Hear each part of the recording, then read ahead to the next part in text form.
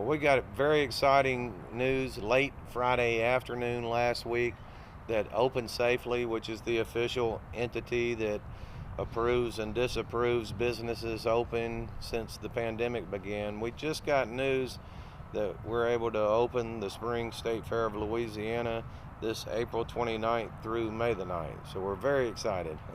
Absolutely, and so is everybody else. Seeing the positivity online, people who are just so excited for this, and I know y'all are excited that others are excited. We are, the fair and festival industry, along with many other industries, have just taken a huge financial blow over the last year. And all of the different stakeholders in the fair, such as the concessionaires, the vendors, the carnival, suppliers that we buy stuff from, everyone has just been hit terribly hard because there were very few fairs that operated in 2020, although there were some that operated in the heat of the pandemic in the late summer and such. And we've had a plan, an opening plan, ever since June of last year to try to open the fair. And we did use several different resources on our plan, including the plan from the Delaware State Fair that did open last July during the pandemic. But it's just a blessing to us. We were kind of getting to the point to where we were having a financial collapse ourselves and spending reserve money, and it's just very positive for us to be able to do what we do best, which is entertain families and put on a fair so that we can earn some revenue and that we can provide some good quality, wholesome family fun for our community that has been lacking that for quite a while now. And there will be guidelines that. Absolutely. We're following the guidelines, and I'll just touch on a few of those highlights. One of the guidelines is a 50% capacity of inside the gates of the state fair, which the way that is calculated is you take the total square footage of the net usable area inside. So that would be your square footage minus carnival rides, minus food booths, and then you get your total square footage and you divide by 30 because the state would like each individual to have 30 square feet. And when we did the math on that, which we did ultra conservative, we didn't count all the usable space between carnival rides and such, it gave us just under 12,000 people that can be inside the state fair at any one time.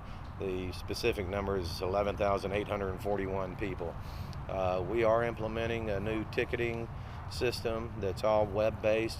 Tickets will be scanned. We will also have digital scanners scanning people out of the fair so that at any point in time we can log in and see how many people are inside the fair at any time. One of the rules that's out there for fairs and festivals, and some people aren't going to like this one, face coverings. They're required inside buildings and outside at a fair or festival under the current guidelines, and we plan on following that policy. The only place where the state allows face coverings to be taken off are in designated food eating areas or in designated beer gardens, which we plan to have both. We're working on obtaining the special event alcohol license from the state now, but that's one of the changes at the fair is back to beer gardens, which a lot of fairs around the festivals around the country actually do that because their city ordinance may not allow consumption throughout the fair. So we'll be barricading areas off next to the beer booths for the beer gardens, and we will also be making several food court areas where we have tables and chairs that are socially distanced for people to sit down and eat their food.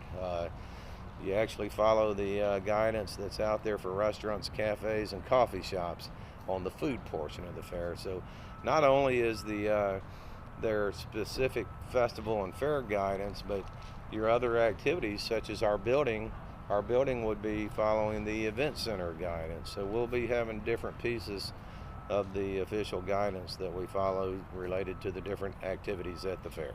Well, yes, indeed. Last fall, we were in a position to cancel the regular fall state fair that would have taken place during October and November, but we were fortunate to be able to have a food court outside and a smaller livestock show for our junior exhibitors. Both of those went tremendously successful. no problems, no COVID reported being traced back to those events. And uh, we did partner late last year with LSU Health and Ochsner's and Dr. John Vancheri to implement a COVID vaccination site that has been tremendously successful. They got set up in early January and began the vaccination process, and there's been thousands and thousands that have come out here to the drive-through vaccine site, which is so professionally managed and organized that even when they have thousands of people waiting to get a vaccine, the line moves very swiftly. And there's certain times of day that it's not quite as busy. Like right now, you could pretty much drive up and get a shot. There's not a line right now. And can you tell me, the decision to have two fairs, is it because of like contracts and everything? Well, the decision to have two fairs, a couple reasons. We had a lot of people contracted for the fall last year, and what we did, we gave the different entertainers and attractions an option. If they were available to come during these spring dates, we would honor that contract this spring. If not, we would honor it this coming fall. So about half of them were able to come this spring, and the other half will be coming this fall. Most all of our food concessions and such, most of them are going to do both fairs. And the other reason really for deciding to have two fairs in 1 year is we didn't want to completely cancel our 114th edition, so we actually postponed it, and to give us an opportunity to earn some much needed revenue so that we can stay in business.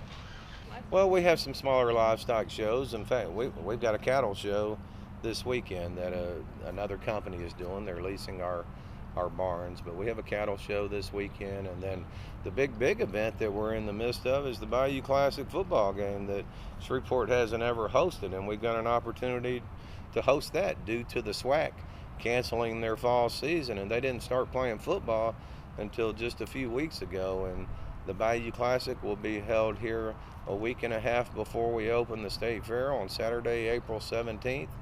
And the Bayou Classic got good news recently because the new guidance took sporting venues from 25% capacity to 50% capacity, which is about 25,000 people for Independence Stadium. And so we're working on that. We're working on the Spring State Fair. As soon as we put the Spring State Fair to bed, we'll intensely be working on the Fall State Fair, our 115th edition. And when we get open for the fall, hopefully things will be even more back to normal, and all of the traditional items we normally bring into the State Fair will be there in the fall. This spring, our goal is to put up the Carnival Midway with games and food, the Independent Midway with a lot of food vendors and non-food vendors. We have some family attractions coming in. We've got a thrill show coming in. We've got a Pirates Parrot show coming in that actually came to the Fall Fair several years ago.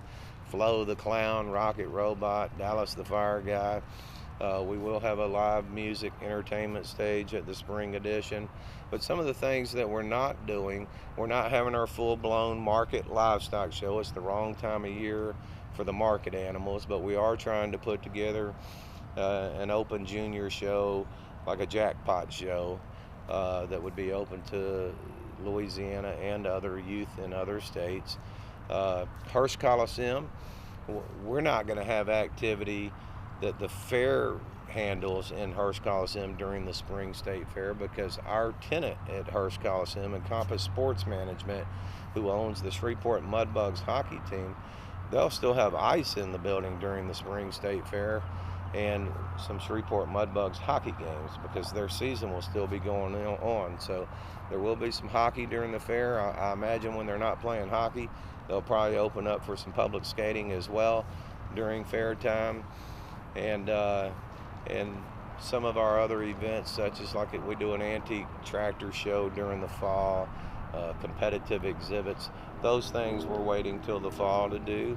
But we're going to have a good quality event with lots of free entertainment once you do enter the fair, and with at least 40 carnival rides on the Carnival Midway.